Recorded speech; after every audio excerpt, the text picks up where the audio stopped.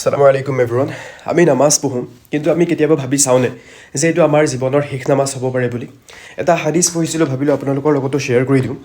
হজৰত আয়ুব আনচাৰী ৰাদিয়াল্লাহু তাআলা আনহুৱে কৈছে, এবাৰ ৰাছূলুল্লাহ সাল্লাল্লাহু আলাইহি wasallamৰ ওচৰত এজন মানুহ আহি পেলাই ক'লে, ইয়া ৰাছূলুল্লাহ, মোক এনেকুৱা কিবা এটা উপদেশ দিয়ক যিটো একেবাৰে চুটি, শ্বৰ্ট আৰু সংক্ষিপ্ত হয়। মোক এনে এটা কথা শিকাওক যাতে মই ইয়াক সদায় মনত ৰাখিব পাৰোঁ, আনকো ক'ব পাৰোঁ। তেতিয়া আপ সাল্লাল্লাহু আলাইহি wasallamে তেওঁক তিনিটা এডভাইচ দিলে, যিটো আমাৰ জীৱন সলনি কৰিবলৈ যথেষ্ট হয়।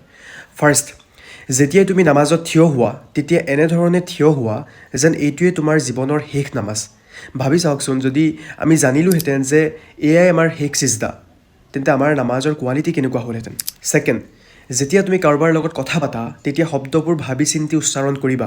মেক চিয়'ৰ কৰিবা যাতে এনে কোনো শব্দ তোমাৰ মুখৰ পৰা নোলায় যাৰ বাবে পিছত তুমি ক্ষমা খুজিব লগা হয়, আৰু যদি কেতিয়াবা ভুল হৈ যায় তেন্তে লগে লগে ক্ষমা খুজি লোৱা।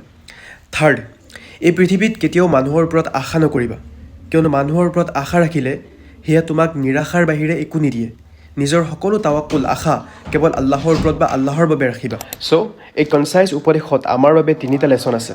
নিজৰ নামাজৰ কোৱালিটি উন্নীত কৰা, নিজৰ জিভাৰ পৰা যাতে কোনো পাপ বা বেয়া শব্দ নোলায় তাৰ প্ৰতি সাৱধান হোৱা, আৰু সকলো আশা কেৱল আল্লাহৰ সৈতে জড়িত কৰা।